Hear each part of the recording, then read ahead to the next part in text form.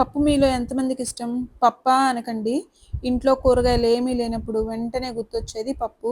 అదే 4 రోజులు ట్రిప్‌కెళ్ళొచ్చి నోటి రోతంతా పోవాలి అంటే ఫస్ట్ చేసుకొని తినేదే పప్పు. ఒంట్లో బాగోక అప్పుడే సెట్ అయ్యి నోటికి రుచించేదే పప్పు. అబ్బా! మాకిప్పుడు ఈ పప్పు గోల ఎందుకు అనుకుంటున్నారా?